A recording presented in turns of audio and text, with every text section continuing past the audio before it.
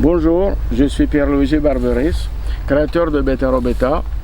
On est aujourd'hui dans les régions où il y a la culture du riz. On en avait déjà discuté avant. C'est dans mon village natal, à Rive, dans la planure padane en Italie. Et aujourd'hui, c'est dans la période septembre-octobre, la maturation du riz. Et c'est la période où on le ramasse. Il y a le riz, on voit bien ici qu'il assume une couleur plus jaunâtre, donc il y a une maturation. Il y a un mélange du riz avec l'herbe, comme on a vu, les mauvaises herbes, et il y a du riz à l'intérieur. Je vous montrerai plus en détail. Du riz que c'est du riz bâtard, c'est du riz qu'il n'est pas adapté à la culture. On voit là un terrain où il y a le riz qui est presque complètement mature. Donc il est dans la condition d'être ramassé dans les jours à venir. Il est bien debout. C'est une race de riz qui n'est pas trop haute sur pied, donc elle a résisté à les coups de vent et de tempête qu'il y a eu. Différemment, le champ qu'on voit de ce côté-là, où on voit bien que le riz il est couché.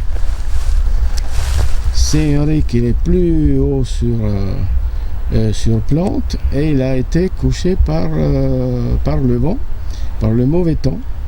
Et ça posera des problèmes pour le récupérer avec les machines.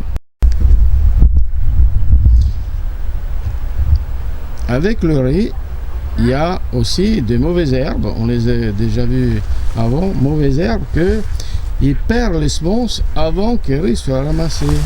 Regardez par exemple celle-là, les semences y tombent. Et la saison prochaine, ils vont repousser à mauvaises herbes, évidemment. Mais même avec le riz, on trouve du riz qui est, comme on disait, bâtard. C'est pas le riz qu'on a semé, mais c'est du riz qui est venu comme ça, un mauvais riz. Et effectivement, il perd la graine. Regardez celle-ci, comme elle tombe. Il perd la graine et fait les semences pour, pareil comme l'herbe, l'année prochaine. Il donnera du riz, ça ne se verra pas, mais il est plus haut que l'autre. Et là, il est plus haut que l'autre, mais la graine, elle tombe. Et les autres, ils ne tombent pas. Il y aura une action mécanique pour la faire tomber, l'autre. Hein. Vraiment, il faut vraiment agir de manière beaucoup plus forte, plus importante pour enlever. Mais alors on voit bien le riz et en maturation presque, il n'est pas encore mature celui-là, mais il est comme ça par rapport, comme je disais, à ce riz celui-là que dès qu'on touche, voilà, les graines y tombent.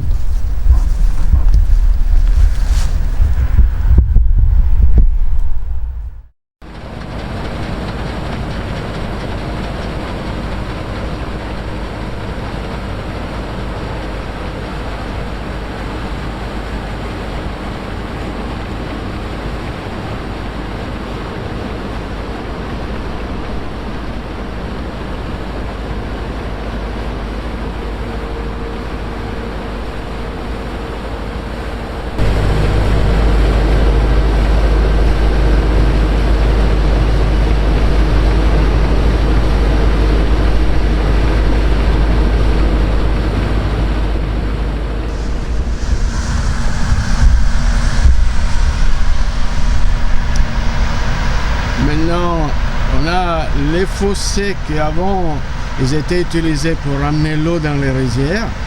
Début août, on n'a plus besoin, on enlève l'eau des rizières parce que le riz il va être en maturation. Et dans la partie, les canalisations qui ont été faites pour amener l'eau, ces rivières-là, il n'y a plus rien. C'est tout sec.